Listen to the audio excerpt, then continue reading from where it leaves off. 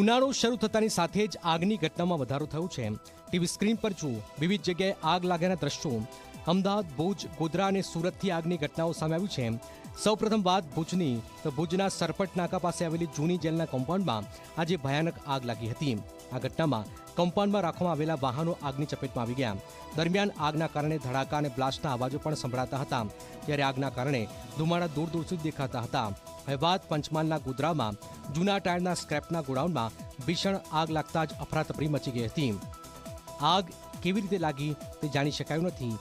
આગની ઘટનામાં સદનસીબે જાનહાનિ ટળી છે।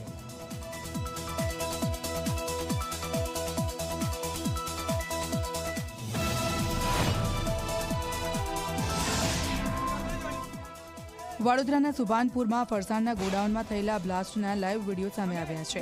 વાત એમ છે કે આગ બુઝાવવા માટે એક વૃદ્ધે પાણીનો છંટકાવ કર્યો તે સમયે બ્લાસ્ટ થયો અને આગ વિકરાળ બની। સિલિન્ડરમાં થયેલા બ્લાસ્ટને પગલે તીવ્ર ધડાકો થયો, જેથી અહીંયા આજુબાજુના વિસ્તારમાં રહેતા લોકોમાં ડર ફેલાયો હતો। ઘટનાની જાણ થતાં ફાયરની ટીમ ઘટનાસ્થળે આવી પહોંચી અને આગને કાબૂમાં લીધી હતી। સિલિન્ડરમાં થયેલા બ્લાસ્ટ અને આગની ઘટનામાં સદનસીબે જાનહાનિ ટળી હતી।